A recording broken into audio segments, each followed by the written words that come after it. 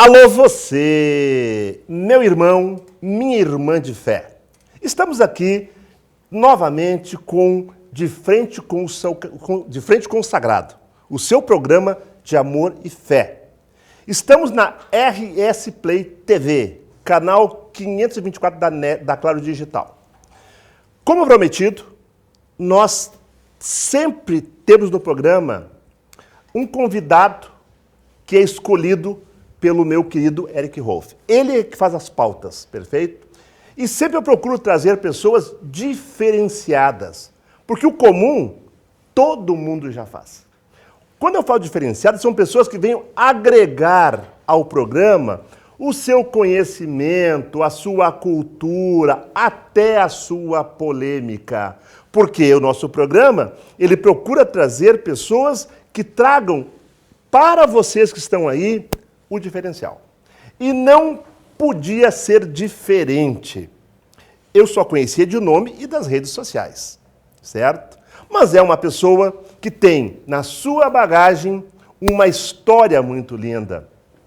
Uma história de vida, uma história de cultura e uma história religiosa. É com muito prazer que eu recebo, junto com meu querido Eric Rolf, ela, amada por uns e contestada por outros, Beth Diomindewa. Beth, minha amada, axé, seja bem-vinda. Faça deste evento a tua casa. Hoje tu estás aqui por uma razão só, para poder nos colocar, nos falar sobre a tua vida, as tuas lutas, a tua caminhada, e lembrando que tu significa muito dentro da nossa cultura, pelo teu conhecimento e pelas tuas lutas. Seja bem-vinda, está contigo a palavra, amada. Agô, eu peço, agradeço a do PO, para todos vocês, para todos nós, de estarmos aqui nesse momento em que abre-se essa encruzilhada para se falar da gente, se falar de mim, se falar do axé. Inicialmente, quando aceitei esse convite, pensei em uma pauta. Aí cheguei aqui e tu já transformaste a pauta. Então, para mim, que vem nessas lutas desde que nasci, quando saio do ventre da minha mãe, ela já diz, nasceu a minha negrinha. Bom, daí estava ali decretado alguém que vinha para lutar muito por esse espaço que nós precisamos. Nós, negros e religiosos, precisamos. E como começou essa tua caminhada, Beth? Porque eu te acompanho nas redes sociais, né?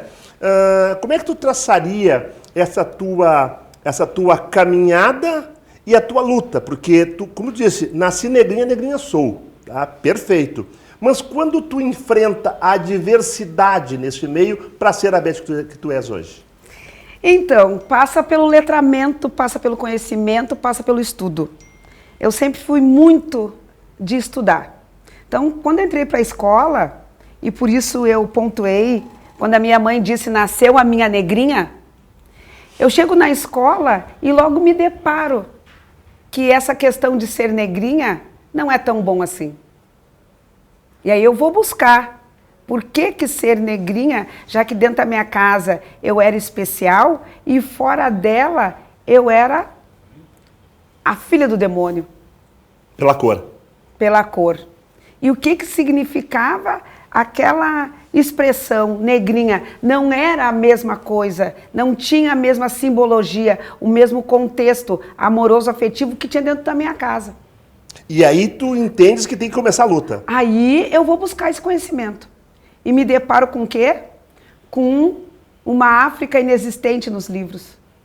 Eu me lembro a primeira vez que eu olho para uma escultura egípcia na 7ª série, que hoje é 7º ano. E eu digo assim, ó, aquela gente ali tem o meu nariz. Gente, olha só, que coisa importante que a Beth fala. Vejam bem, ela falando isso, eu lembro de mim. Realmente, eu até os meus 17 anos, eu não sabia que África existia. Sabe por quê? Porque lá na escola só se falava de países que não era África. Pontuado, Beth, bem pontuado isso aí.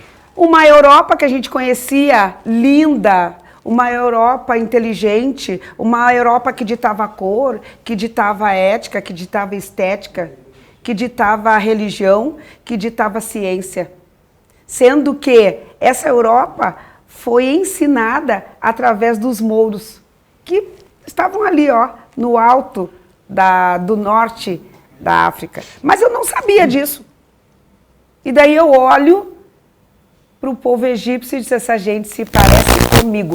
Numa escultura, não na imagem de Cleópatra, porque a Cleópatra nos livros já estava embranquecida. Exatamente. Exatamente. E aí, quando tu começa a cruzar o teu caminho de vida com a religião? Eu nasci na religião, eu nasci dentro de uma casa religiosa. Eu fui catulada antes de 30 dias. Porque eu já nasci com uma problemática de pulmão, já nasci com um problema de circulação. Eu nasci num dia muito frio e chuvoso. Era vento minuano, se é que alguém lembra dessa expressão. Com certeza, com certeza. Vento minuano. Eu não vou me apresentar aqui, mas eu estou com 60 anos. Não precisa falar a idade, velho. É antiético, né? É. Mas é que as pessoas, eu sempre falo, porque as pessoas pensam que eu nasci ontem e que eu caí de paraquedas nessa religião. Já vou te cortar. Já vou te cortar. Deixa eu terminar essa parte. Vamos lá. Então, eu nasço e o médico do meu avô, Joaquim Lucena, vai visitá-lo, médico da família, porque o meu avô tinha problema de coração. E eu estou no colo da minha mãe, porque naquele tempo, quando os mais velhos estavam doentes, toda a família se preocupava e ficava à volta. E nisso a minha mãe chega comigo no colo, eu não tenho 30 dias, e o médico olha para mim, que eu sei que foi intuído por Ogum e por Oxum. Ogunhé. Que foi intuído por Chapanã, o Baluaê Sapatá, que é meu ancestral. E aí ele me ausculta. Ele pinga uma gota do remédio do meu avô, do coração do meu avô. Isso para mim é altamente simbólico. Ele pinga uma gota do medicamento do meu avô na minha boca. E dali eu... E diz para minha mãe e para meu pai, durmam com ela no meio, senão ela vai falecer. De frio. Eu tenho até hoje ojeriza do frio. Perfeito. Tenho ojeriza do frio, mas as obrigações da Umideuá são todas no frio. E aí começa então a tua iniciação. Eu iniciei ali, quem me inicia é meu avô. Que era de matriz africana, era um dos pai de maiores santo. batuqueiros de Porto Alegre, do Rio Grande do Sul. O nome dele? Joaquim Lucena. Qual que era o segmento dele? Nosso segmento, nós somos Congo. Nós somos a última família Congo aqui de Porto Alegre. Beth, só um pouquinho. Agora tu vem falar em Congo. Tu vai falar em Congo porque eu tenho certeza que muitos de vocês não sabem sequer o que é Congo. Vamos lá, Beth. O meu avô sempre dizia, nunca esqueço, vocês são Congo, nós somos Congo. Só que nessa diáspora e nessas intermediações, o meu avô tinha ele era chamado a família dos Meji. Se já está falando em Meji, já não é mais... Está na religião. Já não é mais Congo. Já tem aí uma intersecção. Muito forte. Porque uma maleabilidade nessa religiosidade que a gente recebeu deles. Vamos juntar, vamos ver o que nos aproxima, não o que nos separa. E o meu avô vem a falecer e eu descubro lá, nos idos de 15 anos, que eu sou negra e que tem uma grande luta e que eu não posso minimizar essa expressão negrinha que vem a me calcar, me tratar com desimportância, com descaso e me colocar em lugar menor. E aí o Nagô? O Nagô é um lado religioso? Sim, porque quando o meu avô, ele nasce na lei do ventre livre. A gente é Congo, mas ele se intersecciona com outras religiosidades, que era muito natural aqui, com outras nações. Inclusive, ele tinha grande vínculo com o príncipe custódio, ele tinha vínculo com o pessoal, esse pessoal novo do batuque, que lança o batuque aqui. Que interessante. Inclusive, tem esse vínculo também com a família do Borel. Pessoal, olha o que a Beth está falando, tá? Quando nós falamos que o avô dela, tá, tinha relações com o príncipe custódio, nós estamos falando aliás, é quase como se fosse o orixá vivo na Terra. Mas é exatamente isso. Porque príncipe custódio é quem, pelas suas mãos, começa lá em não sei quanto, tá? A trazer o batuque. Aliás, trazer não. A dar para o batuque uma nova visão e um novo caminho. Estou errado, Beth? Certíssimo. Porque o príncipe custódio vem lá de cima, ele sai de Daomé, passa ali por Ianaçô, pela Bahia, vem com uma incumbência de organizar esse ritual que acontecia aqui e que era muito banto, que era muito congo. Puxa vida.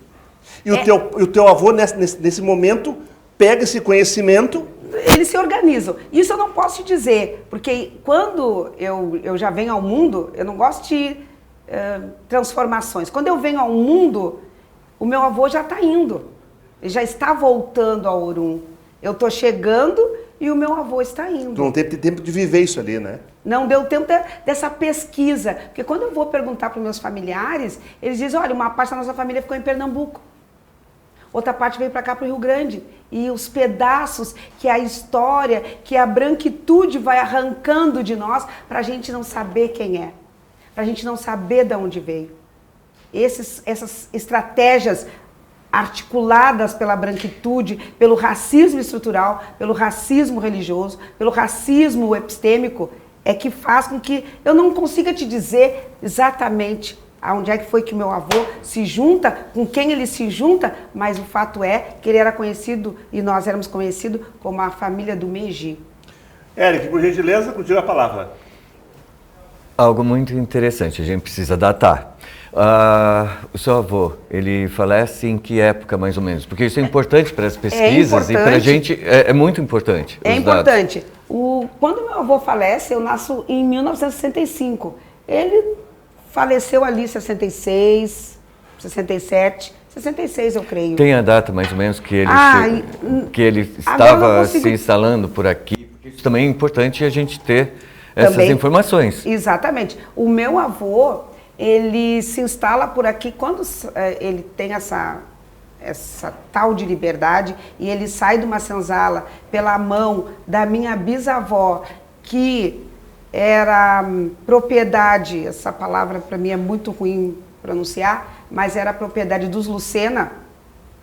Ele sai e está por aqui e por ali, por 1930, já se instaurando numa religiosidade e num bairro ali, no Jardim Botânico, atrás da fábrica Mumu, já tendo toda aquela região ali, dominando tudo aquilo, sim, porque ele veio também ali da Ilhota, quando nós fomos expulsos da Ilhota e tivemos que ocupar o interior de Porto Alegre.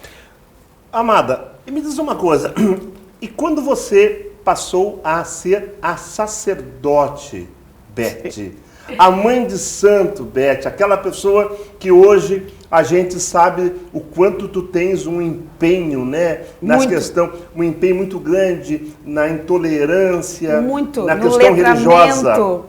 Vamos lá. Então, aí eu começo a entender que é preciso uma luta dos de dentro, nossa, para que a gente consiga uma vida mais satisfatória na sociedade. E me formo, sou pedagoga, vou para a minha formatura e vou para a minha vivência normal. Meu pai falece e eu tenho um sonho. Eu quero explicitar que os sonhos para nós, que somos da tradição, eles são conexões, eles são recados, eles são informações.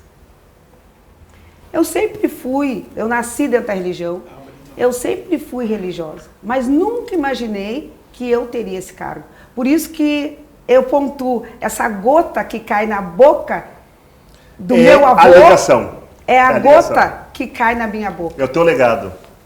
É um legado. O meu pai vem a falecer e e por situações adversas, eu tenho um sonho. E ele vem e diz para mim, nesse sonho, minha filha, tu é a única que pode fazer. Ele queria, neste sonho, alguns ebós reparatórios para o processo dele de retorno à massa de origem. De desligamento. Estou entendendo o que eu estou falando? Sim, claro, Às vezes eu... com certeza não. Apaziguar ele no Orum para ele poder dar continuidade ao que ele precisaria fazer. Isso, ebós apaziguatórios. Sim. E eu fico olhando para ele e digo, não, pai, eu não posso fazer. Bem assim, eu respondo, eu não posso fazer. Porque eu não me entendia. Fazendo.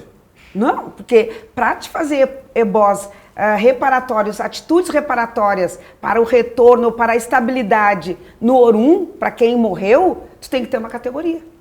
Tu tem que ter um sacerdócio. Tu tem que ser Yalorixá. Tu tem que ter cargo. Eu sou uma pessoa comum. Tá.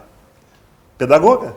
Pedagoga, não. Eu já tinha meus processos iniciáticos, mas eu não tinha cargos altos. Sim. Não tinha. Eu tinha aprontamentos, cabeça, Básicos. corpo e pé. Básicos. Né? Eu digo, não posso fazer, não vou fazer, não posso fazer. E o meu pai, um homem de Oxalá, ele vira as costas e ele sai calmo e tranquilo. Aquilo me marcou muito, deste sonho.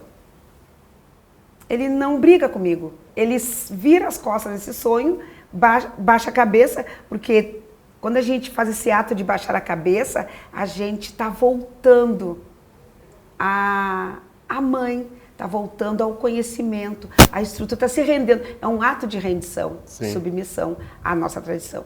E ele vai embora. Passam-se os anos e eu fico doente. Eu pego feitiço. Porque como tu já dizia nos bastidores, a tua Oxum é braba, né? Nem feitiço eu não pego. É tão braba que nem feitiço eu pego. Nem tem como pegar mesmo. Pode ter como pegar. Eu pego feitiço, eu peguei feitiço. E aí, Beth? Eu ganhava muito dinheiro naquela época. Eu tinha uma microempresa. Eu era microempresária. Eu tinha uma empresa de decoração de festa de vanguarda. Eu sempre tive muitos sábios à minha volta. Então, tudo que eu faço, tudo que eu fazia... Bem feito. Aquilo brilhava. E eu já tinha uma certa fama no meio. As pessoas diziam, aí vem a Piccoli Eventos. E aí eu uso o meu nome familiar de mãe, Piccoli. Daí, eu pego esse feitiço, eu fico mal, fico doente, nada me levanta. E aí a minha falecida mãe de santo já tinha feito vários ebós e coisa e tal, e não levanta, eu mal. Eu vou entregar uns produtos para uma amiga minha, num dos clubes que ela está fazendo festa, que eu era contratada para fazer as flores por outras empresas, porque eu fazia isso muito bem. E ela diz assim para mim, Beth, tu tá com olhos de morto. Tá com olho de peixe morto. Vai para casa, vai. Tu não pode trabalhar. Daí ela me traz a realidade. Volto para casa, mal. Segunda-feira. Me dá uma vontade de comer um churrasco, coisa e tal. Vou para casa com aquela vontade, chego na minha casa, a minha mãe tá comendo esse churrasco.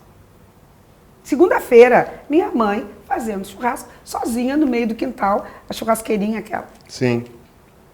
E eu digo assim para ela, mãe, eu tô com uma vontade de comer churrasco. Ela disse, não tem mais. E puxa, sabe aquela pelezinha do osso? Sei, claro. Ela puxa. Da costela? Da costela. Ela puxa e diz, acabei de comer tudo, não tem nada para ti. E eu, meu Deus, assim, fica difícil para mim. No dia seguinte, eu me acordo sem nenhuma das sensações que eu vinha tendo. Fraqueza nas pernas, confusão mental, escurecimento da visão, tonturas, náuseas, uma fome exagerada. Eu comi agora, daqui a 2 minutos eu estava com fome de novo. Nada daquelas sensações. Mas aí a coisa piora. Melhorei. E eu acabo por desorganizar um tanto naquela doença a minha empresa. Dificuldades.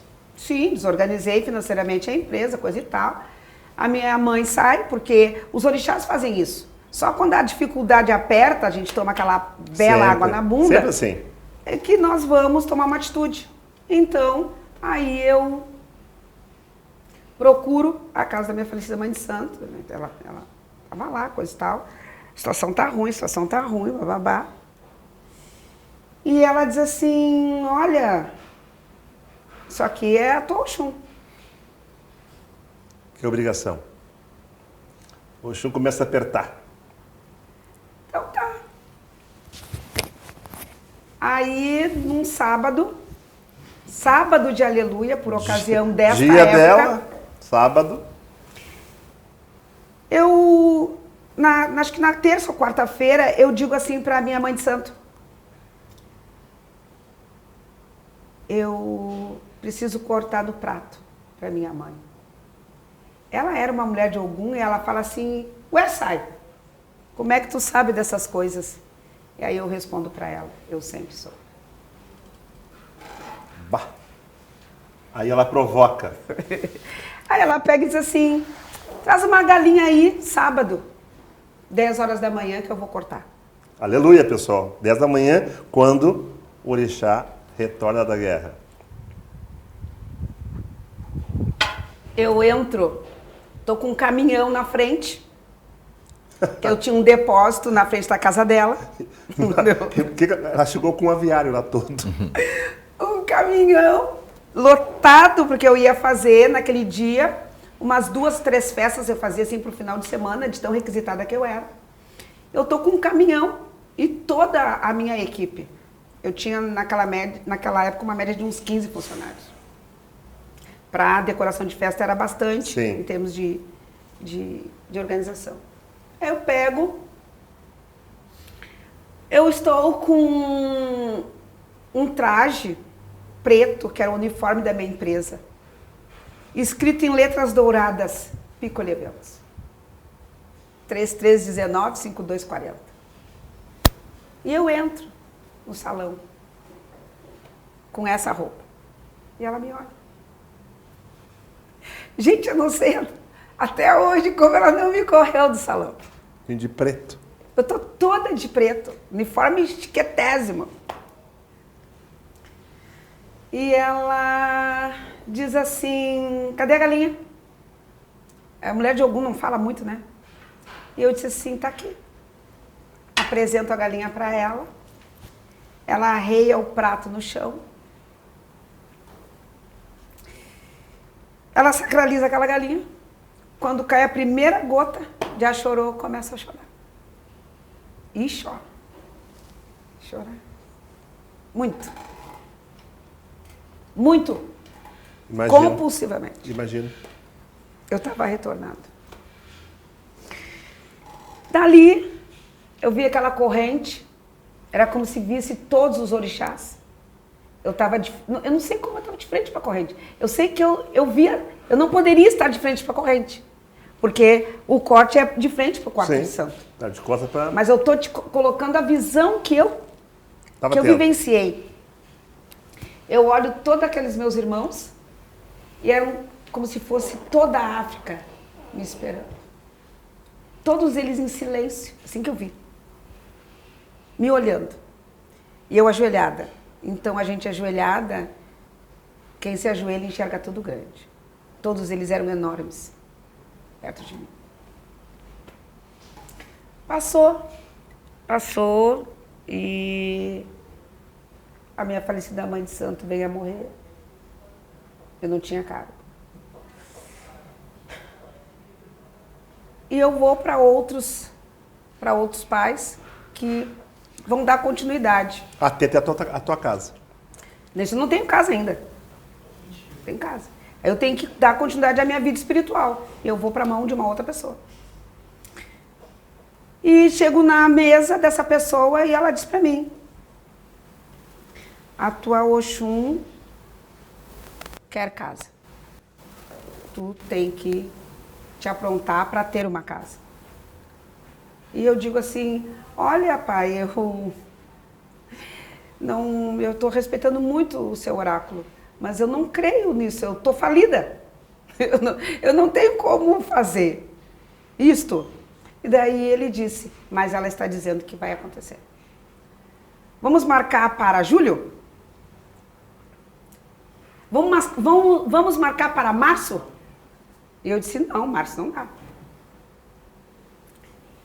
E aí eu digo assim, dá para ser julho? Porque como eu sou professora, então julho é época de férias. Época de 13º, a gente dá um jeito, coisa e tal. Estou pensando em alguma solução. E ele disse, dá. Dali, eu saí da mesa dele tremendo. Tremendo, desorganizada. Meu eixo foi deslocado. Era uma outra realidade, né, Beth? Outra realidade. E eu saí tremendo dali. Não tinha dinheiro. Funcionária pública, meu marido funcionário público, os nossos cartões e contra-cheques, empréstimo que não acabava mais, eu tinha acabado de construir a minha casa. Te faço uma pergunta. Eric, a pergunta que não quer calar. Deste momento que tu nos citou aí agora, tá? Quanto tempo levou para ser a Beth? Entre a mensagem da Oxum, depois do iniciamento, tá? Quanto tempo levou? Pouquíssimo tempo. Mais de um ano? Levou ali uns 4 anos. Diríamos então que a Beth deitou com a Aribibó e acordou com o Urumalé todo nas mãos dela. Não seria isso? Mais ou menos isso, mas vou detalhar melhor para ficar claro para as pessoas. Quando eu faço esse retorno, naquele momento que o Axorô cai, recupero os meus anos iniciáticos. Ah, sim. É isto? Sim. O ebó ele tem esse poder, recuperar, restaurar, reconduzir. Dali, até eu completar toda a Urumalé, levaram uns 4 anos. Na mão de quem tu estava, Beth? Pai Carlinhos. Pai Carlinhos. Qual o segmento religioso dele? É Oió. Oió. Tá. E é o que tu pratica até hoje? Uma parte sim, porque uma parte da minha família, essa base com que nós trouxemos, a gente se junta com o povo G. E como foi essa adaptação dos bantos, que era um outro segmento, com os Oiós? Como é que dá essa adaptação? Não, como que foi a adaptação? Como que tu sentiu? Porque é uma mudança gigantesca. É uma mudança, só que eu já nasço com essa coisa Jeje. Eu já nasço com esse lado Jeje. A minha falecida mãe era Jeje. A tua essência já era essa, né? A minha essência era essa. Claro, só que o meu avô, é muito importante dizer que a minha família nunca deixou de se basilar no Congo. Isso nunca parou. Esse hoje, sincretismo entre nós. E hoje tu cultua na tua casa o Congo? Calma. Vocês estão acelerando. Diz a minha mãe assim, que ela fala, mas ela chega lá, demora, mas chega lá. Vamos lá. E é importante um detalhe que quando eu tô nessa situação de precariedade, construí a minha casa e eu não tô com dinheiro. Eu não tinha grana nenhuma e eu vou ao salão de beleza.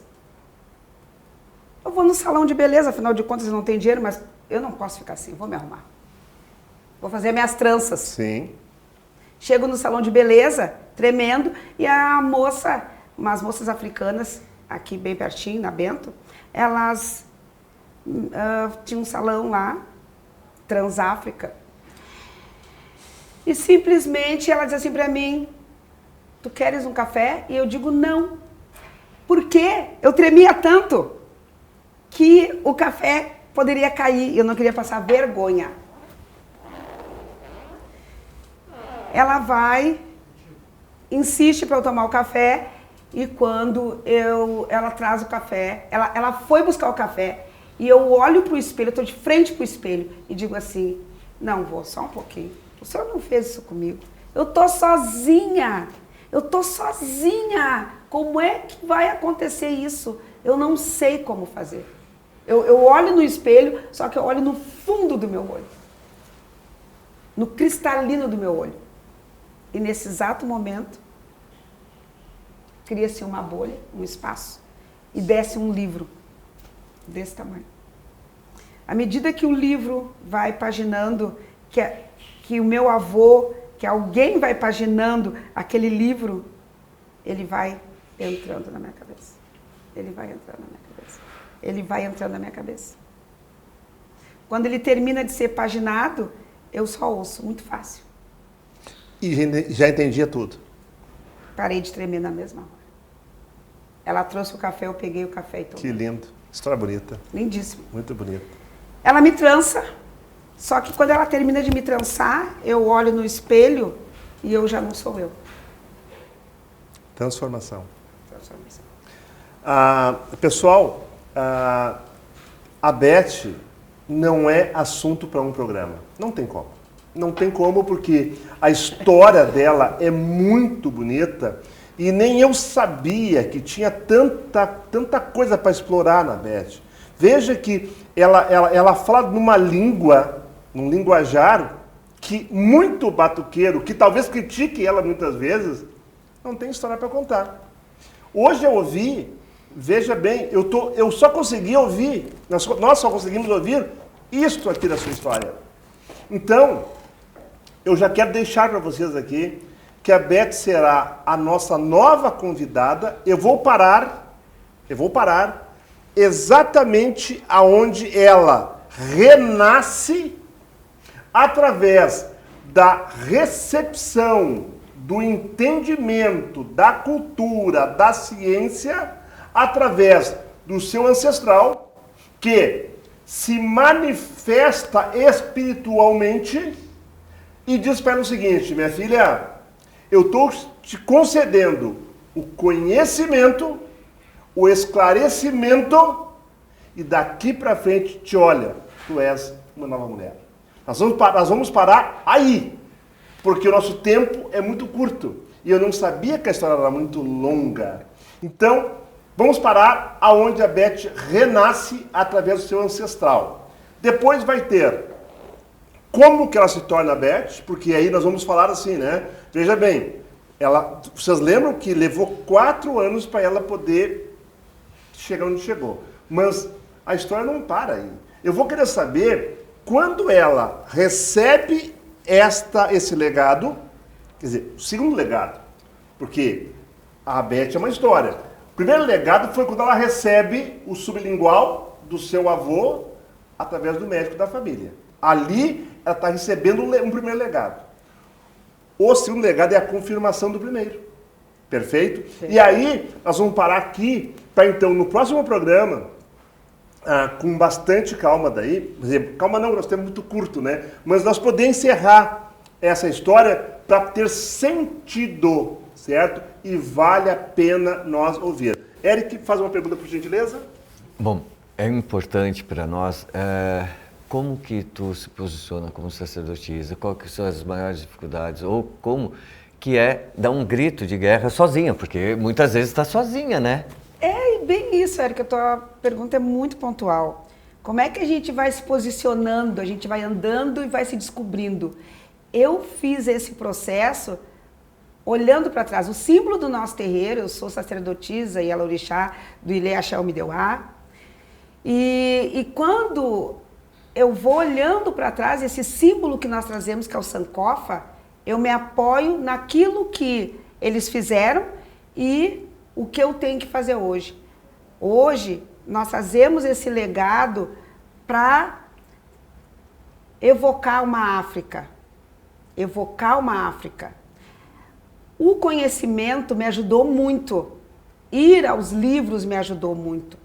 Mas não só ir aos livros, como praticar dentro do terreiro. Eu só consigo isso quando eu passo a ser a mãe de santo.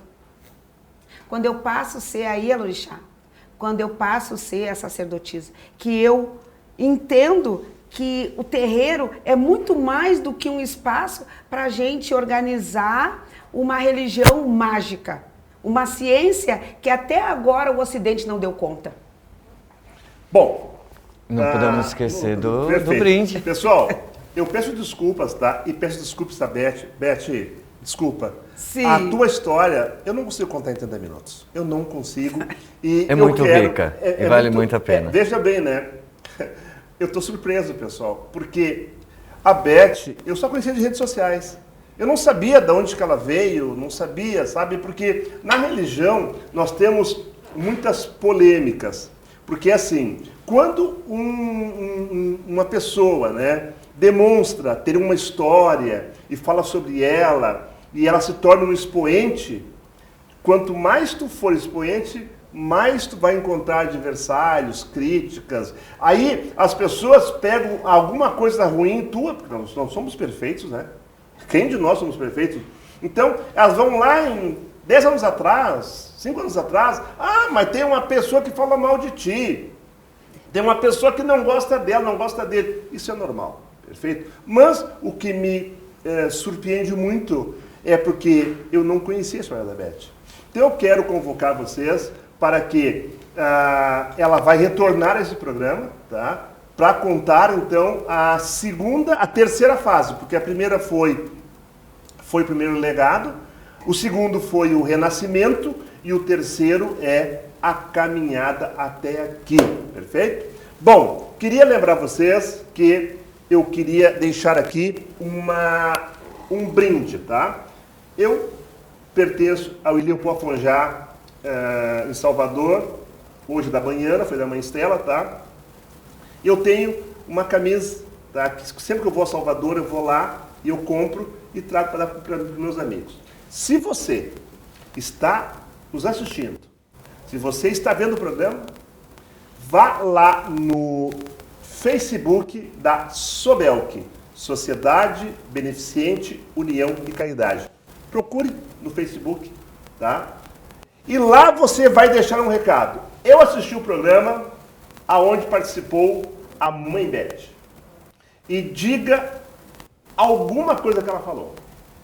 Se você falar alguma coisa que ela falou e você for o primeiro a comentar, você pode vir buscar esta camisa do Orixá que está à sua disposição. Não esqueçam, sigam Mãe Beth Café com Batuqueiro, programa tradicional dela. Siga nas suas redes sociais, porque é uma pessoa que vale a pena você acompanhar. Mãe Beth, por gentileza, considerações finais. É isso, nós aqui, mulheres lutadoras, mães espirituais, por isso que somos mães de santo, porque essa mãe espiritual substitui a mãe biológica que faltou pelas tragédias da escravização, como falta até hoje. Desejo um bom axé para todos, desejo axé. As bênçãos de Omideuá, desejo também as bênçãos de Sapatá, e que Ogum, que é o dono do caminho, que ele é o caminho, que ele dê caminhos para que todas as pessoas possam ter uma vida satisfatória. Oxel. Eric, por gentileza, considerações finais? Olha, muitas vezes a gente acaba comprando aquela imagem da pessoa que a internet vende. E não é nada daquilo, gente. Ela é maravilhosa, como eu sempre achei que ela é. E as pessoas, às vezes, se passam, né, em momentos e mostram alguma coisa das pessoas que não faz sentido. E ela é maravilhosa, faz parte aqui do nosso programa, está conosco e só tenho a agradecer. Seja sempre bem-vinda. Pessoal, Bom axé para todos. Me venderam gato por lebre. Sério? Sabe por quê? Porque eu nunca imaginava que a Beth era esta pessoa maravilhosa. Perfeito? Não, eu sabia. Portanto, você aí, batuqueiro, você que julga as pessoas, você que acompanha os comentários dos raivosos, entendeu? Você que diz que a Beth é A, B ou C, recolha a sua língua. Pare de falar dos outros. Vocês, batuqueiros, só sabem criticar. Só sabem apontar. A coisa que vocês mais gostam é apontar os erros de todo mundo. Faça o seguinte. Aponte os teus primeiros e depois venha apontar os nossos. RS Play TV, o seu canal de informação, amor e fé. De frente com o Sagrado, volta semana que vem com uma nova polêmica e uma nova história. Aguardem, Mãe Beth vai voltar aqui para contar a sua terceira fase. Oxel, paz e luz em nome de Jesus. Que Cristo Salvador, oxalá para nós, abençoe a todos nesta semana da ressurreição dele. Nós não temos como cultuar essa questão católica, né? Mas temos sim Cristo no coração. Que Jesus abençoe a todos. Beth, muito obrigado de coração. Iemanjá te abençoe, te fortaleça. Sou filha porque de eu Iemanjá. preciso de ti muito forte para poder estar com nós brigando, discutindo. Outra coisa que a Beth falou que eu aprendi hoje. Aldo, não me chama de mulher negra empoderada. Por que, Beth? Porque negra, qualquer um sabe que eu sou. Eric, beijo para todos. Até mais. Bênçãos. Axé, bênçãos trocadas. É um prazer ter você com nós. Beijos.